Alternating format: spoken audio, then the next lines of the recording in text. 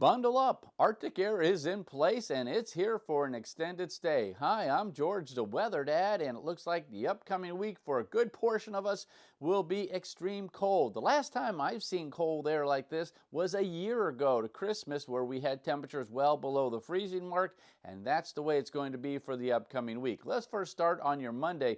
Take a look at the purple. This is extreme cold. High temperatures in this area will be in the single digits, if not even staying below the zero mark. In this area here, we're looking at temperatures certainly below the freezing mark. Only place where you're going to find some decent warm weather will be south of Orlando, down in the state of Florida, and in the extreme southwest. By Wednesday, it doesn't get much better. Still, most of us here in the very cold range. Give you a little perspective, if you're looking for normal temperatures, well, they're going to be in the yellow areas, and there's not much of that to go around. High temperatures for this time of year in right around 40 degrees, upper 30s in the Ohio Valley, so we're not going to get close to that. Temperatures for the most part, again, will be below the freezing mark as we head on into Wednesday. By Friday, still very cold across most of the country with the exception of South Florida and the Southwest. Now, with the cold air in place, if we get any type of energy to kick off some precipitation, well, that could fall in the form of some snow. And in fact, here on Monday, we're looking for some snow in areas where you generally don't see it, and that's going to be in the Tennessee Valley, southern Ohio Valley. This could sneak up into the Cincinnati area on your Monday, but looks like some accumulating snow across portions of Kentucky, Tennessee, northern Mississippi, Georgia, Alabama, and even portions of maybe even northeast Texas. You might even get a little bit of snow, certainly some snow in this area as well. And you can see the swirling going on right there. Very strong winds across the Great Lakes. Still looking at quite a bit of lake effect snows there for you. And it looks like some rain down in the state of Florida.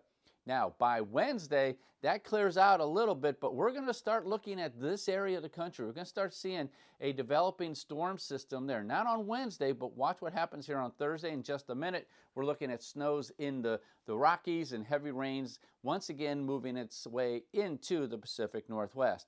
By Thursday, look what happens here. We're seeing more moisture here.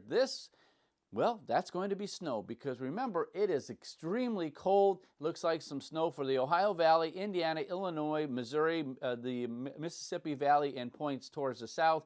I don't think you're going to see much around Memphis, but you're going to be right on that edge, I think. Rain down in Florida, but this could be some accumulating snow. I don't think it's going to be all that heavy, but this is on your Thursday, and we could be looking at some driving condition problems there. Now we're looking at another strong bit of energy moving its way into the Pacific Northwest.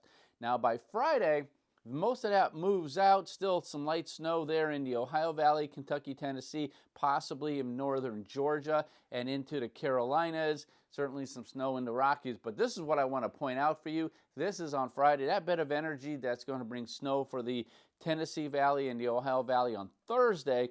Looks like that's going to be a nor'easter, and that's going to bring potentially some very heavy snows for New York City, Boston, and points towards the north. Washington, you're going to be on that edge, but I think you'll be getting a lot of snow too, as this system will get cranked up and then moving on out. Now that's this week. The long-range models now are starting to show that in a week and a half, we might be warming up. But until that time, make sure you are bundled up if you're heading outdoors. I'm George the Weather Dad, and I'll be back on Tuesday with another update.